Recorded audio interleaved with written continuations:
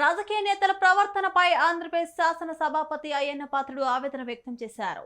సభాపతిగా చైర్లో కూర్చొని అనేక విషయాలు గమనిస్తుంటే బాధ కలుగుతుందని ఆయన అన్నారు.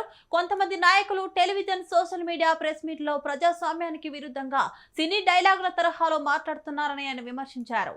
మళ్లీ మేమే వస్తాం, పీకలు కోస్తాం, అంతు చూస్తామంటూ వ్యాఖ్యలు చేయడం ప్రజాస్వామ్య పద్ధతి కాదని స్పష్టం చేశారు. రాజకీయ పార్టీలు గెలవడం, ఓడిపోవడం సహజమని, ఓటమి తర్వాత కూడా ప్రజాస్వామ్య విలువలను కాపాడిన ఎన్టీ రామారావు, ఇందిరాగాంధీ వంటి మహానాయకులను గుర్తు చేశారు. ప్రజలే తప్పుదోవ పట్టించే మాటలను ఖండించాల్సిన అవసరం ఉందని స్పీకర్ పేర్కొన్నారు. అదే సభాపతిగా ఈ చైర్లో కూర్చున్నప్పటికి కూడా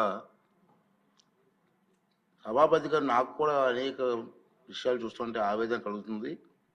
ఎన్ని విషయాలు చెప్పాలనేటువంటి విషయం అనుకుంటున్నాను నేను. మనం చూస్తున్నాం రోజు టీవీలో కానీ, సోషల్ మీడియాలో కానీ, వాళ్ళు ప్రెస్ మీట్లో కానీ ఆ మాట్లాడే తీరు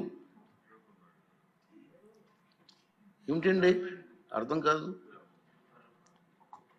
మళ్ళీ మేము వస్తాం, లేక పేకలు కోసేస్తాం, ఏంటండి అంతు చూస్తాం మాటలు, రఫరఫాట, సినిమా డైలాగ్ రఫరఫా ఏంటి నాకు అర్థం కావట్లేదు. ఒక రాజకీయ పార్టీ ప్రజాస్వామ్యం మీద గౌరవం ఉన్న వాళ్ళు ఎవరు కూడా ఈ విధంగా మాట్లాడరండి.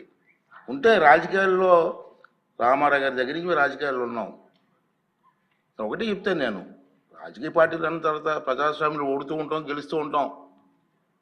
మహానుభావుడు ఎన్టీ రామారావు గారే ఒక టైంలో ఓడిపోయాం అందరు పార్టీలు. కానీ ఇప్పుడైనా మాట్లాడి ఇందిరాగాంధీ ఓడిపోలేదండి మహానాయకురాలు. అంటే ఓడిపోతే రఫరఫా ఏంటి నాకు అర్థం. ఇవన్నీ కూడా ప్రజాస్వామ్యం ప్రజలు కూడా ఖండించవలసిన అవసరం ఉందని చెప్పి ఈ వేదిక ద్వారా మనం చేయాలని నా ఉద్దేశం. మీరు చూశారు ఇవాళ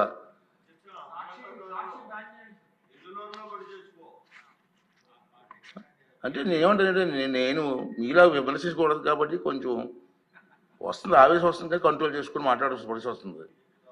ఇంకా ఏం చేస్తామంటే నేను చూశాను ప్రజాస్వామ్యంలో గెలవచ్చు, ఓడిపోవచ్చు.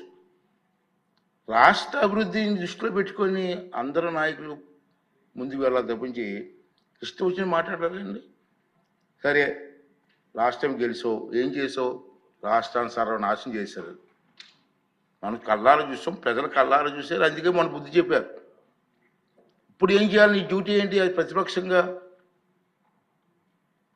ప్రభుత్వం చేస్తున్న కార్యక్రమాలని మీరు అమలు చేయడం కోసం ప్రయత్నం చేయాలి. అది రాజకీయ నాయకుల లక్షణం. మీ అందరికీ తెలిసిందే కాదు అనలేదు, ప్రజలకు చెప్తున్నాను నేను ఈ వేదిక ద్వారా. ప్రజలకి ప్రభుత్వం ఎక్కడైనా పొరపాట్లు చేస్తే అసెంబ్లీలోకి వచ్చి మాట్లాడు.